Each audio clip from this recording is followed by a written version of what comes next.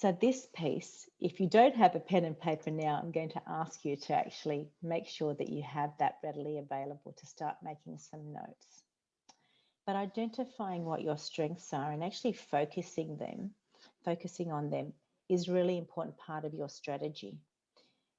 And I ask you to identify them because that then starts to formulate where you see yourself in the business and what that vision is and how you will actually play a part in that. Knowing what elements are actually going to bring you, I guess, the most benefit in the way that you operate in your business through your strengths is really important. So being able to identify that is quite a key part to what we're going to do. It also actually helps you identify how to best make decisions around where your focus is, where you need to actually draw knowledge, whether you need different skills or tools to actually be brought into the business. And the one thing that I often remind people is be prepared to ask for help.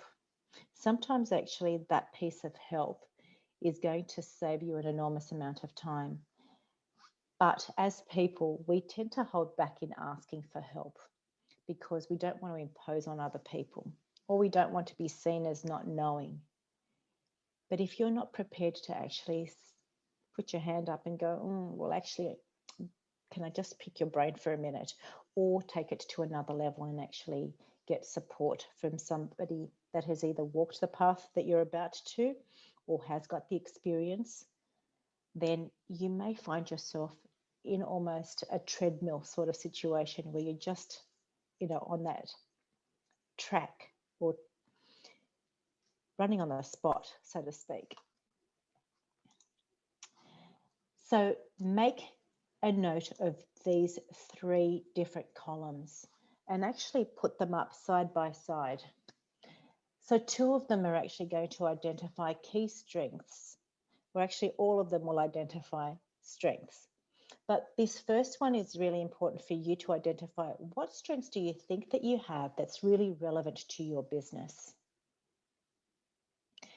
The next column is actually identifying strengths that you think you have, but maybe they actually need more work or development, and again is really critical for your business.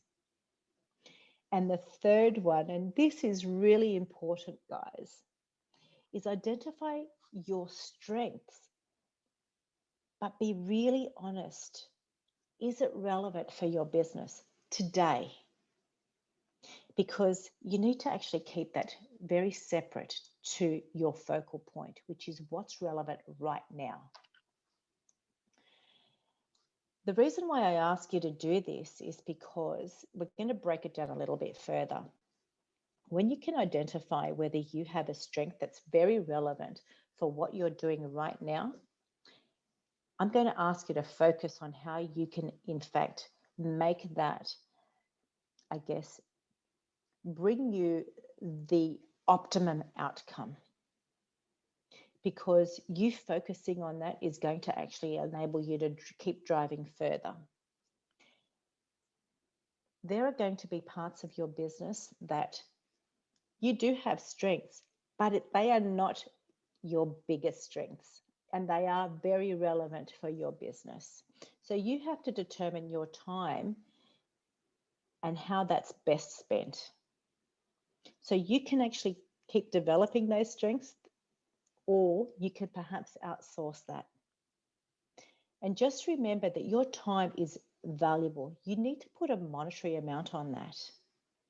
And also remember that sometimes when you ask for help, whilst you may think that it is an expense, if you are doing the same thing, would you be able to achieve the same outcome on a number of things in respect to the time that can be delivered in, and in respect to, do you know everything, or do you go back to, I didn't know what I didn't know?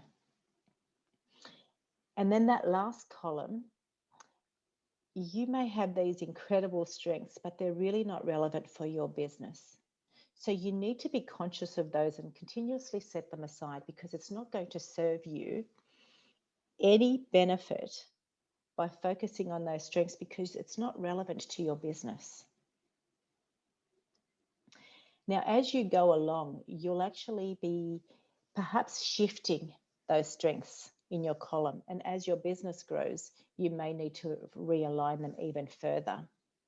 So as you start to bring in people into your business, you may need to be setting aside some of those strengths for somebody else to step into, because you need to do something more for your business.